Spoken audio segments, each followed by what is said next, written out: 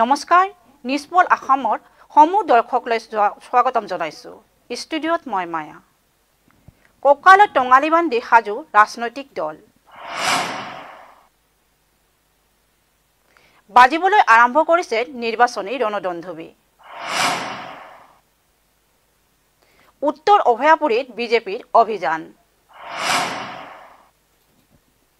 ভোটাৰৰ ঘৰে ঘৰে গৈ প্ৰচাৰ ককালত টঙালি বান্ধি সাজু ৰাজনৈতিক দল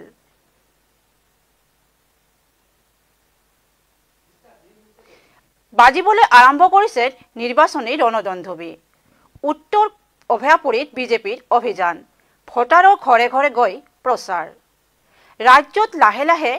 বাজিবলৈ আৰম্ভ কৰিছে নিৰ্বাচনী ৰণদন্দুবি শাসক বিৰোধী সকলো ৰাজনৈতিক দলেই সাজু হৈছে সমাগত নিৰ্বাচনত এঘৰি যুঁজাৰ বাবে এই ক্ষেত্ৰত শাসকীয় দল বিজেপিয়ে বিভিন্ন ৰণকৌশলেৰে ভোটাৰ ৰাইজৰ মাজত গৈ চৰকাৰখনৰ উন্নয়নমূলক কাম-কাজত খতিয়ান দাঙি ধৰিবলৈ সক্ষম হৈছে দেওবাৰে উত্তৰ অভয়াপুৰীত বিজেপিৰ নেতা-কৰ্মীসকলে ভোটাৰৰ ঘৰে ঘৰে গৈ জনসম্পৰ্ক আৰু প্ৰচাৰ অভিযান চলায় নেতা-কৰ্মীসকলে ৰাইজৰ ঘৰে ঘৰে গৈ চৰকাৰৰ জনকল্যাণমূলক আঁচনিসমূহৰ খতিয়ান দাঙি ধৰাৰ লগতে মত বিনিময় কৰে বিজেপিৰ নেতা-কৰ্মীসকল এইবাৰ আশাবাদী উত্তৰ অভয়াপুৰী সমষ্টিত বিজেপিৰ প্ৰাৰ্থীগৰাকীক বিপুল ভোটত জয়যুক্ত কৰিব ককিলাৰ পৰা শাহিদুল ইছলামৰ এক চমু প্ৰতিবেদন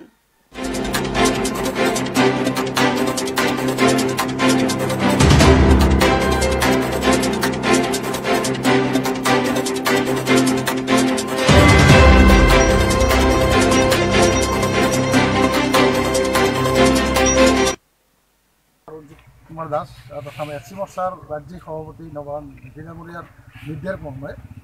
আমি চৰকাৰী যিবিলাক আঁচনি জনসাধাৰণৰ মাজত কাৰ্যকৰী কৰা হৈছে সেই আঁচনিসমূহৰ যিখিনি লিফলেট সেই লিফলেটখিনি জনসাধাৰণৰ মাজত লৈ যায় আৰু সেইখিনি আমি ৰাইজৰ মাজত লৈ পেলাই ৰাইজৰ ঘৰে ঘৰে গৈ তেওঁলোকৰ লগত সম্পৰ্ক স্থাপন আৰু তেওঁলোকৰ যিখিনি দিহা পৰামৰ্শ সেইখিনি আমি লৈ আছোঁ আৰু আগন্তুক দিনলৈ কেনেকৈ আমি আগবাঢ়িম সেই সম্পূৰ্ণ বিষয়ে আমি ৰাইজৰ চোতাললৈ লৈ যাই ৰাইজৰ হৃদয়ত স্থান লোৱাৰ কাৰণে প্ৰয়াস চেষ্টা কৰিছোঁ অহা 2021 চনৰ যি নিৰ্বাচন সেই নিৰ্বাচনত যাতে আমি 100+ আমাৰ যিটো মিছন সেই মিছন সকলো দলৰ কৰ্মকৰ্তা সকলো মৰ্চা সকলো মূল সমিতিৰ সহযোগত আমি দলৰ কাৰ্যসূচী আগুৱাই লৈ গৈ আছোঁ এইখিনিয়ে আজি আমাৰ মূল উদ্দেশ্য আৰু অহা দিনত অনাগত দিনত যাতে আমি আগন্তুক নিৰ্বাচনত আমাৰ দলৰ প্ৰাৰ্থী যাতে আমাৰ দলৰ কৰ্মকৰ্তাৰ কাৰ্য বা সাংগঠনিক দিশৰ যিটো নিদৰ্শন তাৰ জৰিয়তে যাতে আমি আমাৰ সমষ্টি পাওঁ তাৰো আমাৰ প্ৰয়াস চেষ্টা চলাই আছোঁ কিমান দিন ধৰি এই কাৰ্যসূচী আমাৰ দলীয় কাৰ্যসূচী বিগত 2 মাহ ধৰি চলি আছে আৰু যোৱা 7 তাৰিখৰ পৰা আমাৰ ঘৰ ঘৰ কাৰ্যসূচী এছচি মৰ্চাক আমাৰ এটা দায়িত্ব দিছে আমাৰ যিসকল অনুসূচিত জাতি জনসাধাৰণ আছে তেওঁলোকৰ ঘৰে ঘৰে গৈ আমি এইখিনি আমাৰ তেওঁলোকৰ লগত সম্পৰ্ক স্থাপন কৰোঁ দেখা গৈছে যে বিগত কেইবাটা কামত মানে উত্তৰ অভয়াপুৰী সমষ্টিত বিজেপি তেনেকুৱা উত্থান হোৱা নাই আগন্তুক বিধানসভা নিৰ্বাচনত আপোনালোকৰ কেনেকুৱা উত্থান হ'ব বুলি ভাবে নহয় আগন্তুক দিনত মানে আমাৰ বিগত 2016ৰ পৰা আমাৰ সাংগঠনিকভাৱে যথেষ্ট মজবুত আৰু বৰ্তমান তাৰিখলৈ সম্পূৰ্ণভাৱে আমাৰ দলীয় কৰ্মকৰ্তাৰ যি উৎসাহ উদ্দীপনা তাত আমাৰ এই সমষ্টিটো আমি পাছ কৰাটো অতি সহজ হৈ তাত সহজ হ'ব আৰু তাৰ বাবে যিটো নিৰ্দেশন দেখা দিছে আমাৰ দলীয় কৰ্মকৰ্তাৰ যিখিনি উৎসাহ উদ্দীপনা সেইখিনিলৈ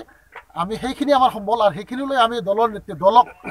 নেতৃত্বত আমি আশাবাদী যাতে আমাক সেই সমষ্টিটো বিজেপি দলক দিব বুলি আমি আশাবাদী আমি প্ৰত্যেকজন দলৰ কৰ্মকৰ্তাই আশাবাদী